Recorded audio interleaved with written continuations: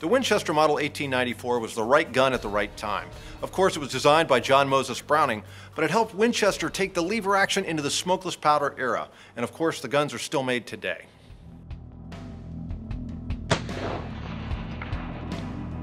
Well, the main thing about the 94 is it's iconic.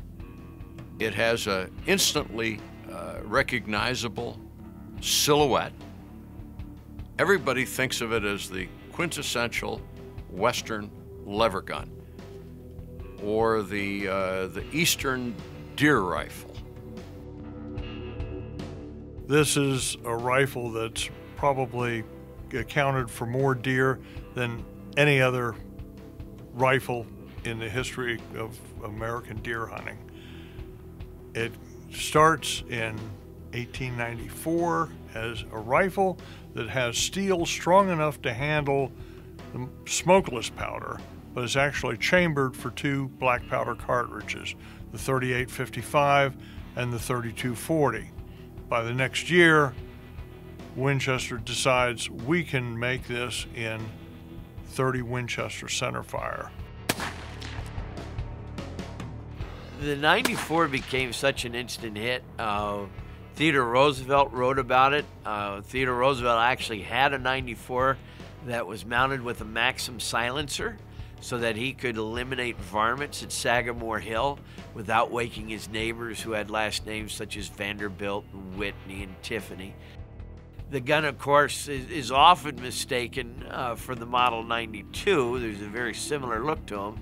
The 92 is what everybody used in the cowboy films of the 20th century, but the 94 wasn't so much the gun that won the West, but won the, you might say it won the revolution in Mexico, the revolution that began in 1910. There's hardly a picture of any armed Mexican on either side of the conflict that isn't armed with a Winchester Model 94.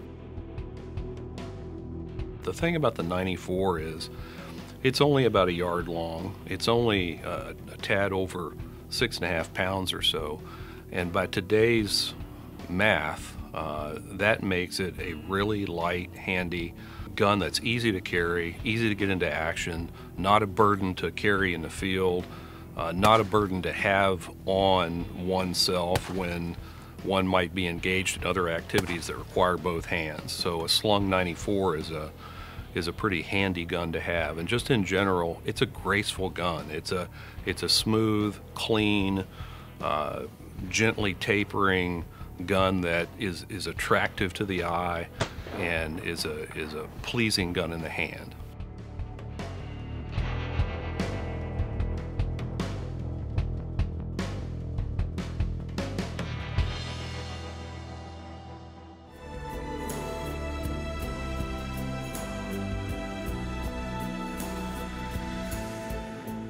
The Winchester Model 1894 is one of the most produced firearms in history.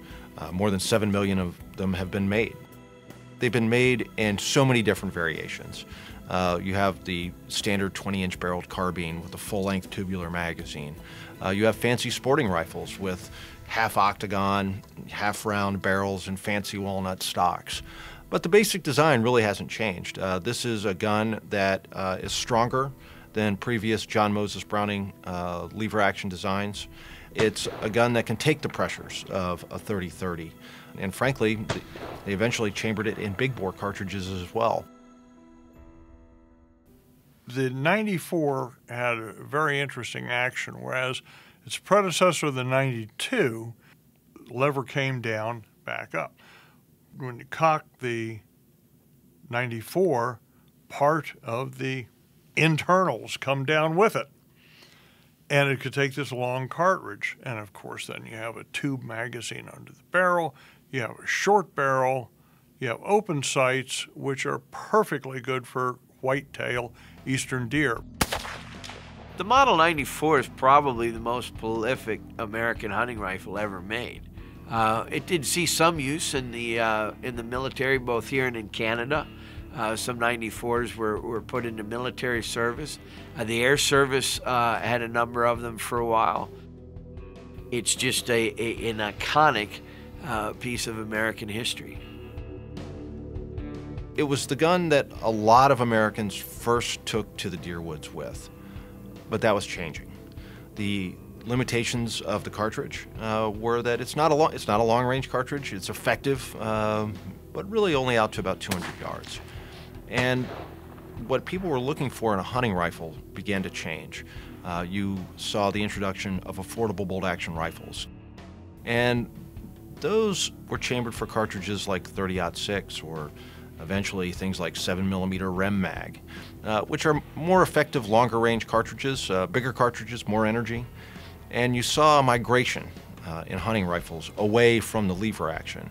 As more and more hunters began to use bolt actions or semi-autos, fewer would use lever actions. And Winchester made some mistakes.